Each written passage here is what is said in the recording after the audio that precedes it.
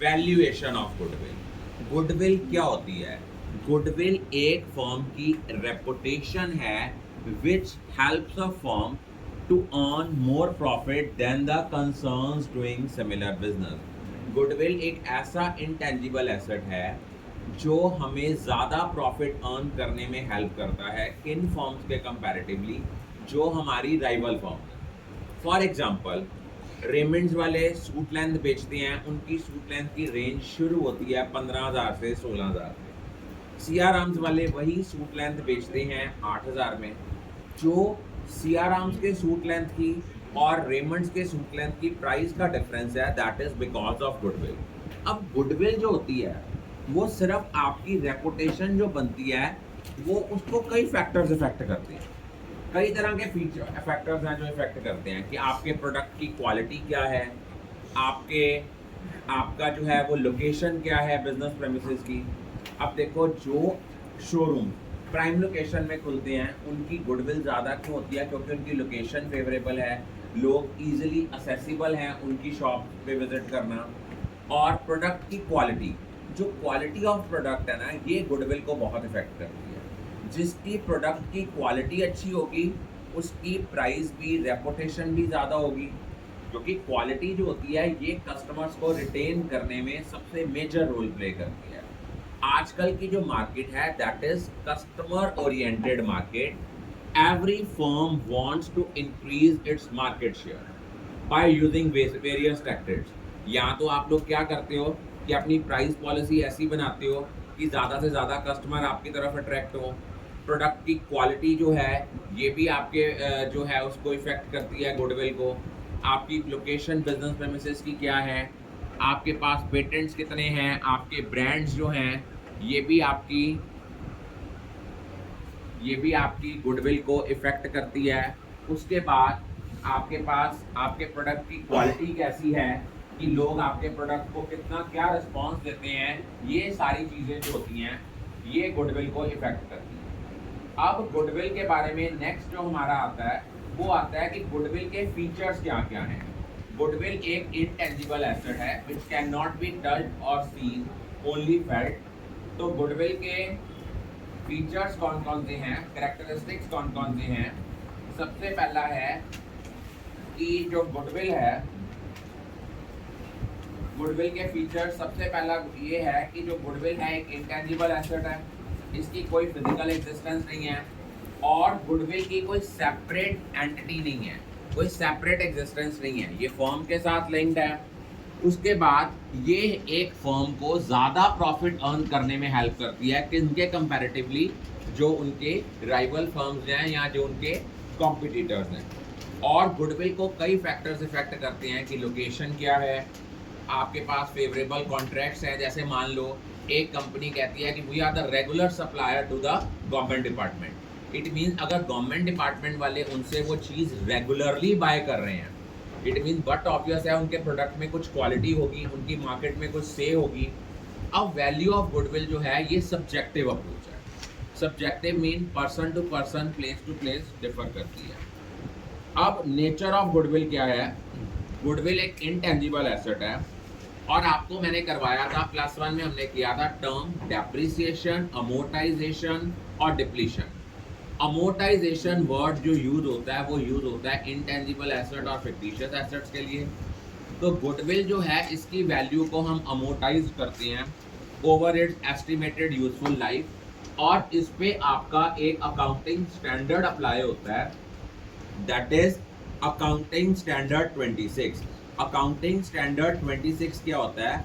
Accounting standard 26 explain करता है कि goodwill is to be recorded in the books of accounts only if money और money's worth is paid for it. कि goodwill को हम अपनी बुक्स ऑफ अकाउंट्स में तभी रिकॉर्ड करते हैं जब हमने एक्चुअल में इसके लिए पेमेंट की है। इट मीन्स इसके अकॉर्डिंगली हमारी गुडविल दो तरह की है। One is purchased goodwill. Purchased goodwill होता है जिसके लिए हमने पेमेंट की है, और एक होता है टाइप्स ऑफ गुडविल में आपका आता है purchased goodwill and second one is self generated. Self generated जो होती है ये आपके एस्टिमेशन के ऊपर बेस्ड है। और as per accounting standard 26 self generated goodwill will not be recorded in the books of account. हम बुक्स ऑफ अकाउंट्स में कौन सी गुडविल को रिकॉर्ड करते हैं? जो हमारी परचेज्ड गुडविल है। फिर उसके बाद आता है कि गुडविल की वैल्यूएशन की ज़रूरत कब पड़ती है। गुडविल की वैल्यूएशन की नीड तब अराइज होती है जब प्रॉफिट शेयरिंग रेशियो चेंज होती है या रिकॉन्स्टिट्यूशन ऑफ पार्टनरशिप फॉर्म होती है। रिकॉन्स्टिट्यूशन कब होती है? जब कोई नया पार्टनर एडमिट करता है, पुराना पार्टनर छोड़ के जाता है एडमिशन या रिटायरमेंट के केस में, या अगर हमने एक फॉर्म को बेचा है, या दो से ज़्यादा फॉर्म अमलगामेट हुई हैं। अमलगामेट मीन दो फॉर्म्स मिला के एक फॉर्म बनी। जैसे आपके क्वालिटी वॉल्स की आइसक्रीम आती है, पहले क्वालिटी अलग कंपनी थी, वॉल्स अलग कंपनी थी। इन दोनों कंपनीज का आपस में टाई अप हो गया, अमलगामेट हो गए, तो इसकी कंपनी का नाम बन गया क्वालिटी वॉल्स। उसके बाद जब हम एक फॉर्म को कन्वर्ट करते हैं कंपनी में, तब भी हम गुडविल की वैल्यूएशन की नीड अराइज होती है। अब ये 2016-17 में क्वेश्चन आया था कि the need of valuation of goodwill arises in the following cases except, उन्होंने एक्सेप्शन दी थी कि प्रॉफिट शेयरिंग रेशियो चेंज हो रहा है, रिकॉन्स्टिट्यूशन ऑफ फर्म हो रही है, पार्टनर एडमिट कर रहा है, पार्टनर रिटायर हो रहा है।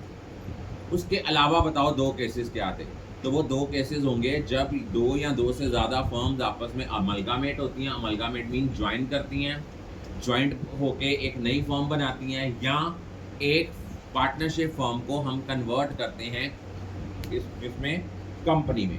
अब कौन कौन से फैक्टर्स जो हैं वो गुडविल को इफेक्ट करते हैं? तो फैक्टर्स अफेक्टिंग गुडविल जो है वो कौन कौन से फैक्टर्स हैं? फैक्टर्स अफेक्टिंग गुडविल में सबसे पहला फैक्टर आता है आपका कि आपके बिजनेस प्रेमिसेस, आपकी बिजनेस प्रेमिसेस की लोकेशन कैसी है, फेवरेबल लोकेशन है कि नहीं है। अब आप लोग देखो, जितने आपके गाड़ियों के शोरूम हैं आजकल ये सारे आउटसाइड द सिटी आउटस्कर्ट्स पे खुल रहे हैं। रीज़न क्या है?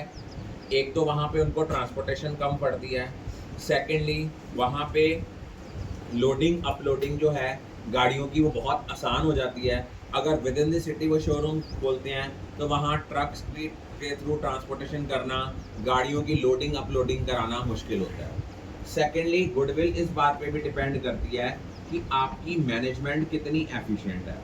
अब आप देखो अमृतसर में कितने स्कूल्स खुले हैं, इन स्पाइट ऑफ दैट आज भी लोग डीएवीज को क्यों प्रेफर करते हैं?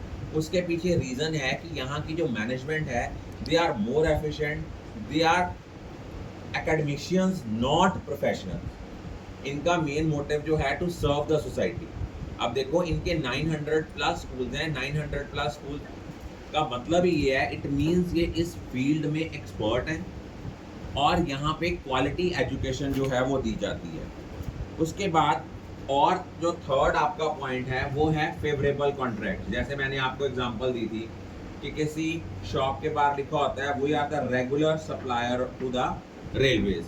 इट मीन्स इनके प्रोडक्ट की कुछ क्वालिटी है ना, जो गवर्नमेंट ने इनको कॉन्ट्रैक्ट्स दिए हुए हैं। उसके बाद लॉन्गर एस्टेब्लिशमेंट ऑफ बिजनेस। जितनी ऑर्गेनाइजेशन की स्टैंडिंग मार्केट में ज़्यादा होगी, इट मीन्स वो ऑर्गेनाइजेशन की उतनी रेपुटेशन, उतनी उनकी कस्टमर जो है के साथ जो बॉन्डिंग है वो ज़्यादा होगी।